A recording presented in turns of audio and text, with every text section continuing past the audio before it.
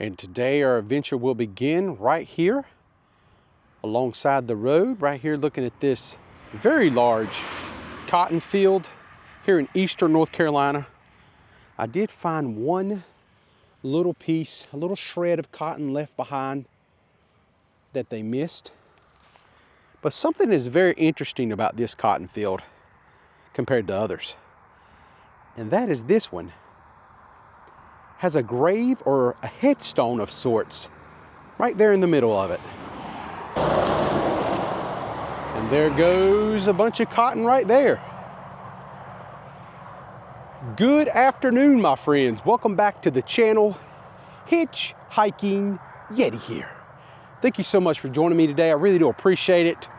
I wanted to start my vlog off here today before we head and look at some of the small towns just north of Wilmington. There's quite a few little small communities we're going to go check out today, about 2 or 3. But I wanted to start my video off right here just to show you this very interesting burial site for someone in the middle of this cotton field. That is so crazy. Okay, so this is a solitary tomb. Most visitors point to this grave as Adolphus Rob Lee, who was born May 25th, 1870 and died March 28th of 1940, which I think this is pretty cool. So a little local history about this. This isolated family plot like this is kind of a thing that used to happen here in eastern North Carolina, especially very common in the Newton Grove, Sampson County area. Many plantations and farmsteads kept private family burial plots that now sit in the middle of some of these working fields on private and local property. So that is just a little insight to this grave right here in the middle of this very vast cotton field. Just wanted to kind of start things off here today and just kind of share this with you. I thought this was kind of neat. All right, so that was a fun look at a very interesting headstone in the middle of a cotton field. Really neat stuff. Wish I could have walked out there to it, got a little bit closer to it to read some of the inscriptions on the headstone, but I did not want to trespass, so I just ventured not to. I just zoomed in the best I could. All that being said, let's go ahead and head to our first town just north of Wilmington, a little town known as Rose Hill. Has a little bit of movie history. I've actually been there before. And they have something else that's kind of the world's largest something. You'll see when we get there. Let's go ahead and head in that direction. And welcome to Rose Hill, North Carolina, as I'm standing here on the corner of South Walnut Street and East Main Street. Really looking forward to my visit today. It's been several years since I have visited this little community. This community actually settled here in the 1840s. The post office was established in 1872, and then the town was officially chartered on March 10th of 1875. And fun fact, the name Rose Hill is attributed to the abundance of wild roses near the original town site. So the population here in Rose Hill is about 2014. The median age is 34 years old, which is pretty good. That feels like that's pretty young, I do believe. But there's something else that happens here yearly that's the town's kind of known for, and that is their North Carolina Poultry Jubilee Festival. And they actually have the world's largest frying pan right here on this property that they use during that very festival. Let's go over there and check out the world's largest frying pan, if we shall. And right here is the world's largest frying pan, Rose Hill, North Carolina. So some of the fun facts as we walk over here and check this thing out. It was built in 1963 by the Ramsey Feed Company as a tribute to the local poultry industry. As you can see the handle right here is the frying pan handle. Look at this thing. This thing is monstrous. Unreal. It was first used in Rose Hill's first Poultry Jubilee on October 19th of 1963. The physical dimensions and capacity is the diameter, so all the way across is 15 feet. It weighs 2 tons, and the surface area on this frying pan is 176 square feet. And the handle right here is 6 feet long. The oil capacity when frying with this pan holds about 200 gallons of cooking oil. Burners operated by a 40 propane gas burner. So it's got 40 propane gas burners on this bad boy. And the cooking capacity, it can fry up to 365 whole chickens at one time. Well, I got to say that is pretty fascinating, and I kind of like it. I love fried chicken. All right, I've made my way to the downtown area here in Rose Hill. This here is the corner of East Main Street and Mallard Alley. And this here is some very, very old looking structures right here. These brick buildings have definitely seen better days. That old Coca-Cola, like a bottle opener right there on it. Look at that. And check out this old rustic wheelchair. Holy crap, how far does that date back? That is crazy. This old bicycle in here. I don't know what kind of store this was at once, but they definitely have some vintage things in it. That's for sure. Okay, let's walk down here close to the railroad track now. Okay, I've made my way down here to the railroad tracks. And this town of Rose Hill sprang up along these tracks as the old Wilmington and Weldon railroads lines were completed here through Duplin County. And in its early economic life, Rose Hill was a shipping point for like novel stores industry. Turpentine, pitch, rosin, and tar were shipped by rail to the port of Wilmington in the mid to late 1800s, right here through the town of Rose Hill. That's how things really got started here. As I stand right here on the corner of East Church Street and East Railroad Street, this corner store right here, whatever that used to be, that thing is epic. That is one rustic, awesome looking building. But this street right here that I'm looking down, right ahead of me here, this is East Church Street. And if you ever seen the movie Iron Man 3 with Robert Downey Jr., there's a part in the movie where he has some issues. I do not want to spoil anything about this movie, but he has some issues, and he ends up crash landing in his Iron Man suit close by this town, Rose Hill, Tennessee. In the movie, it's called Rose Hill, Tennessee. In real life, it was filmed here in Rose Hill, North Carolina. And a lot of the scenes, a lot of the stuff that went on, went right down East Church Street, right here behind me. So let's just take a little walk down through there. And if you've ever seen the movie, I'm going to show you a few little spots where some stuff happened, and then we're going to wrap it up and move on to our next town. So before we get started with the Iron Man 3 filming locations, let's talk about crime a little bit, because I know you guys, some of you guys really like the stats of these little small towns that we go to. So here in Rose Hill, per 1,000 people, it's about 1.2 is total crime, which is not very bad at all. It's actually, total crime in this town is 40% below the national average on total crime, which is pretty awesome. And then the violent crime national average, they are 43% below that. And then the property crime national average are actually 39% below that average. So that is really, really good. Okay, so now let's look at income. The income per capita for Rose Hill was about $17,678, which is well below North Carolina's $26,779 average. National average is $29,829. And then the median household income is $38,359, which once again, that comes in well below North Carolina and the national average. Now let's look at the poverty level. Poverty level is 15.4%, which for the state of North Carolina is 16.8. It actually comes in just beneath it, which is good, but it's slightly higher than the national average at 15.1. So right here on East Church Street, I'm going totally by memory here, but I think this spot right here, this building front, the Hit Pit Martial Arts, is actually the Walker's Bar in the Iron Man 3 movie, where Tony Stark goes in and sits down with this woman. We're not going to give no spoilers, but put it this way, things happen, it all goes to heck, and he ends up having to flee out the bar for his life and runs down the street. And there's one more place I want to show you down here in this alleyway, where in the Iron Man 3 movie, there was a memorial in Rose Hill where a tragedy had happened, and they had crosses and all kinds of like fixtures, remembrance for what happened in that alleyway. And it is right up here, but it's kind of weird. It's not actually our alleyway at all. Okay, so this little roadway right here, this street, is in the Iron Man 3 movie, really 2 times. One of the bigger scenes is right down through here, and we'll get into that. But there's also a scene in the movie where Tony Stark, you know, he's having some issues with the events of the Avenger movie that come right before Iron Man 3.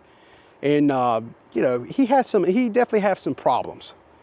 And he has like a panic attack, like right here at this stop sign.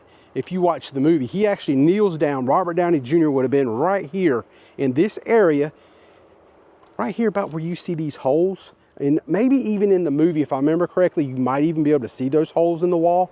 But he kneels down right there, and right there is where he kind of has a panic attack and kind of freaks out a little bit. So, fun little fact, just think, Robert Downey kneeled down right there when filming in 2012 Iron Man 3 right here in Rose Hill. Okay, right here is the location that I want to show you. So I'm going to put a screen grab up on the screen real quick from Iron Man 3, or at least the making of it. And notice it says Auto Supply up there. And right below the S and the U in supply, you see they got like a piece of plywood over a door, and then extra plywood on the right-hand side window and the left-hand side window. All right, just look at that stuff, pay attention to it, remember it. And then slightly, a little bit further down, right when it's like a corner down there, and you can see this was like a memorial. You see the crosses and everything from the tragic event that happened here. And that stuff down there at the very end was all built for the movie. It was not real at all. It is not like a dead-end alleyway.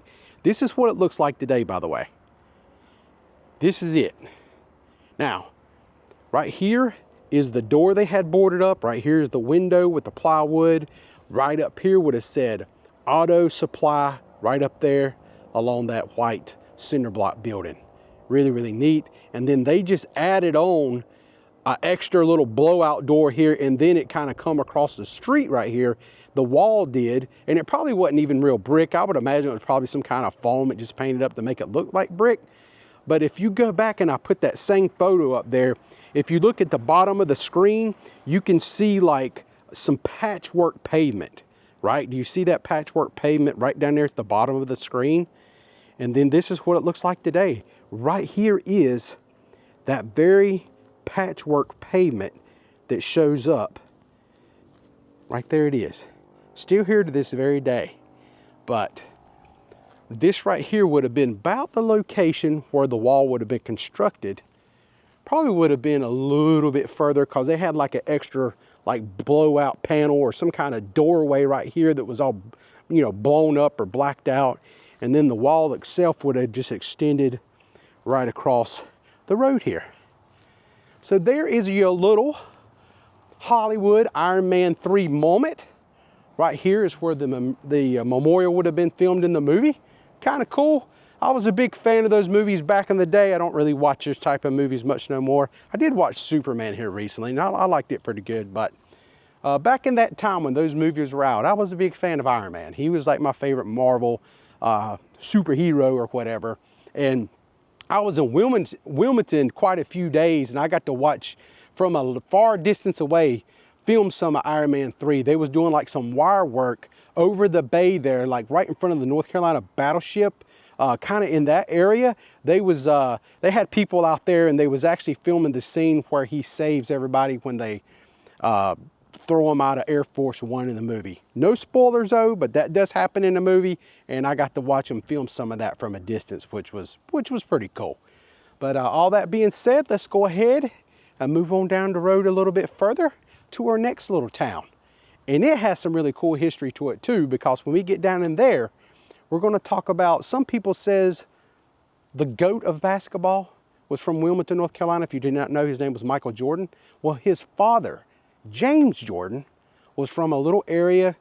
I don't know if he was like specifically from Teachey or Wallace, but we're going to those areas next. He was from somewhere in there, and he's actually laid to rest in those areas. So we're going to go down there and check that place out, talk a little bit about the history of the town, learn a little bit about James Jordan, Michael Jordan's father, while we're there. Should be pretty cool. Let's go ahead and move on in that direction.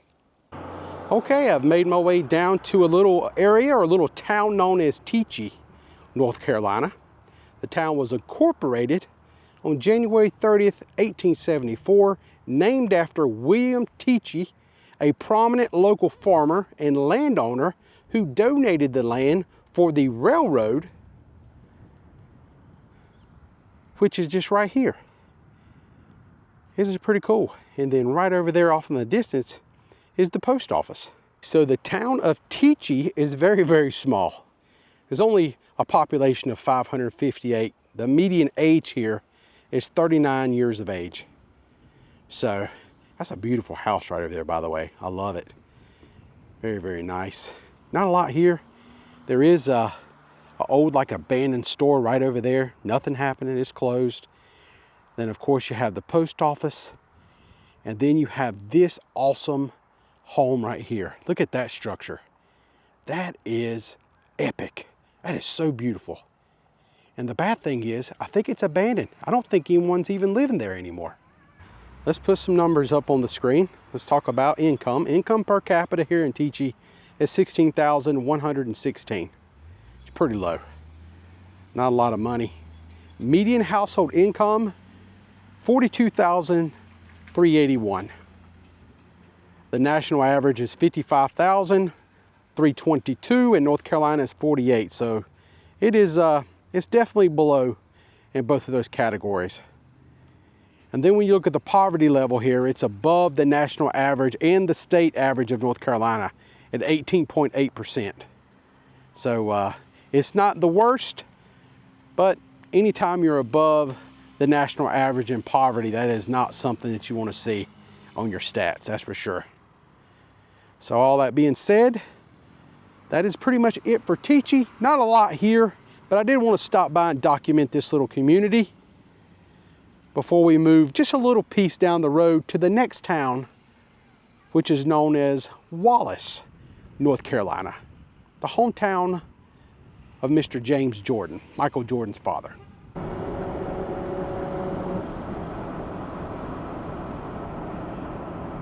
And right there is another really nice home. Look at that place.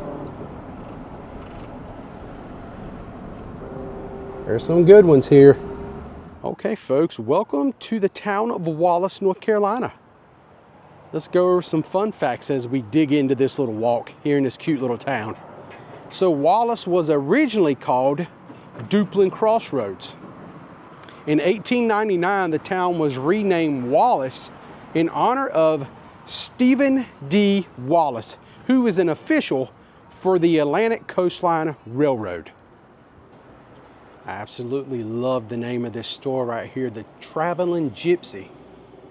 And here in the historic district in downtown Wallace, I love how they put these little plaques up here to give you an idea of the history about this store and how old it is. This one here is 1917.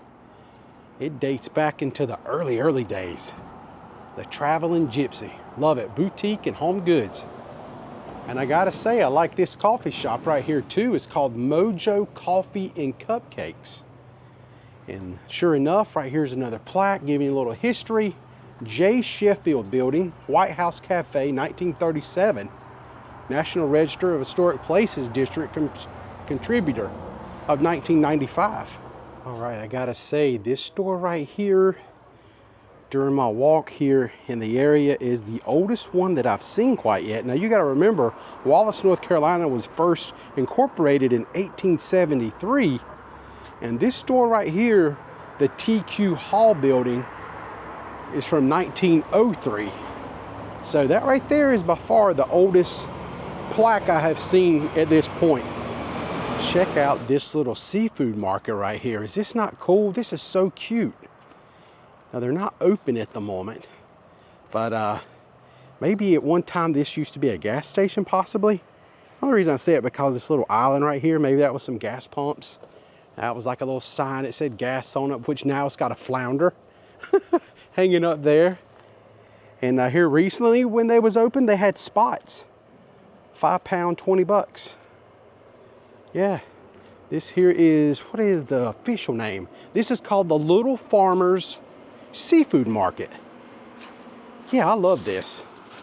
This is so cool. This is the type of stuff I like to see when I come to these little small communities. Little mom and pop owned locations like this. This is so cool. Right there also, they got a shark up here. It says Little Farmers Seafood on it also. Right here is the days they're open. They actually closed at 3. I'm here, I guess, a little after 3 today. But look at all the fish in there on ice. Look at that. Okay, let's talk a little bit about the railroad history here in town while we're at it.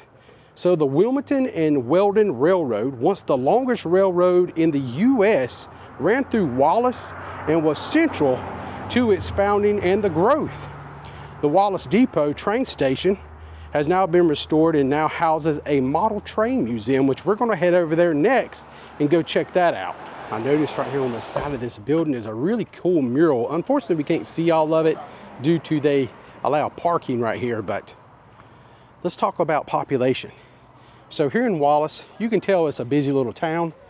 It feels very healthy here with all the shops and stuff that are open. Very nice, very nicely decorated. Everything is very clean. It's about 3,883 people that live here in this little small community. The median age is about 44 years. So before we walk over to the train depot, let's talk about income. So here in Wallace, the income per capita is $22,280, which is a little below North Carolina and the national average. And then the median household income is $40,645. And now we're going to look at poverty rate, 8.1%, which comes well below the average of North Carolina and the national average. So that is really good. So this here is a look at the Wallace train depot here in town. The depot is circa 1920, a one-story frame building with a very distinctive wide overhanging eaves and craftsman-style knee braces. It features a bell cast roof, a roof that flares out at the eaves, as you can see, making it architecturally notable. Okay, I made my way around to the back side of the train depot where they have some parking right here available if you do decide to come by here. It says Wallace Chamber of Commerce up there on the wall right next to the entrance to the building. But check out this awesome train set they have outside here. This is awesome. The old building structures right here looks very much like historic downtown Wallace. That is so cool. And I love how it has a tunnel right there where it actually goes in and then it comes out. It actually exits right over there on that side. That is so awesome. That is really, really cool. And I think this was all possible due to this right here. It says, in memory of Edward Brax, he donated his lifelong passion of model trains to make this garden railroad possible. And it says dated 2024, last year. Well, right here on the back side of the Wallace Depot, you can find Santa's house. I always thought Santa was in the North Pole, but I guess it's not. I guess Wallace, North Carolina, is where Santa lives.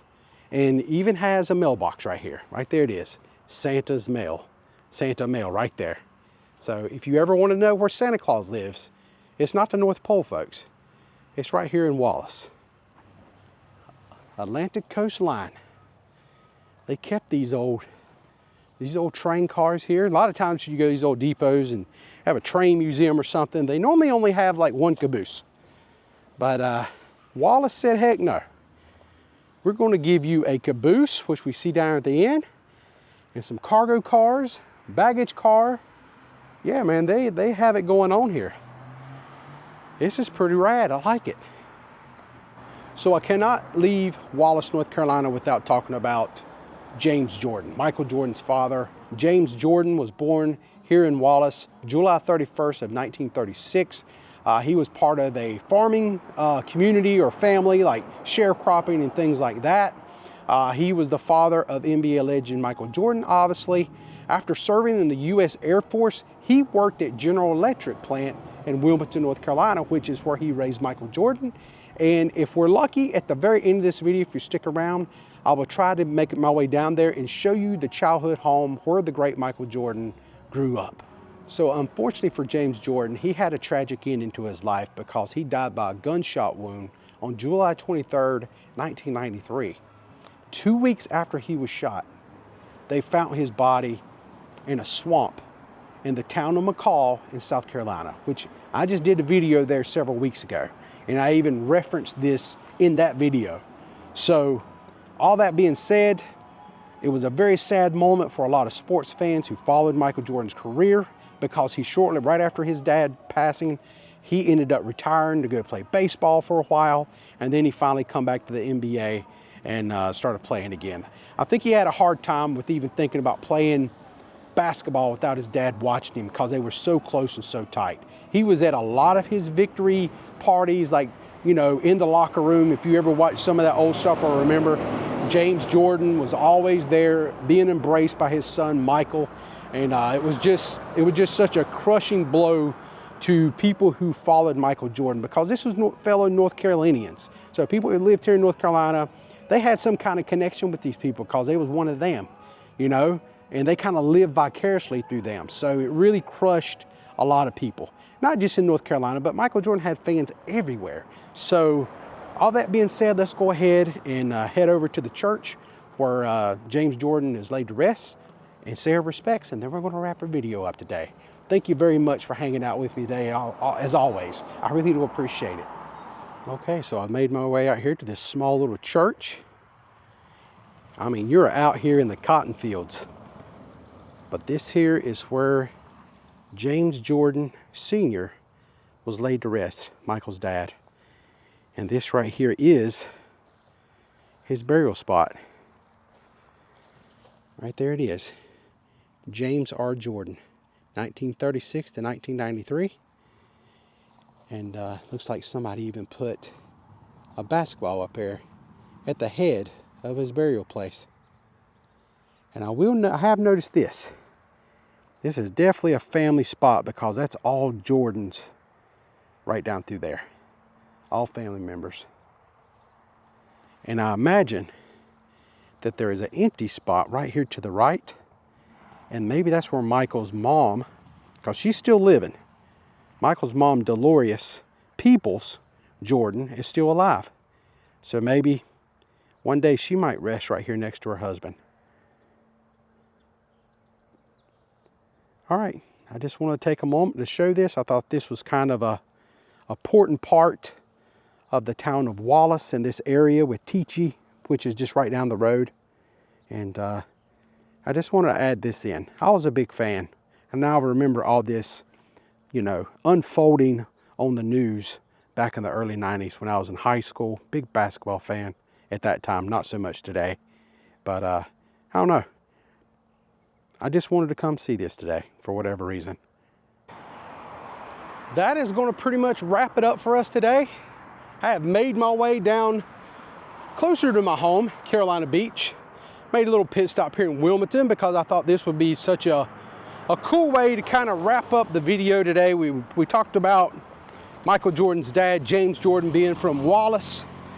But you also know, when I was telling you about, he worked in Wilmington at General Electric plant. And this right here behind me is the home. That right there is Michael Jordan's childhood home here in Wilmington.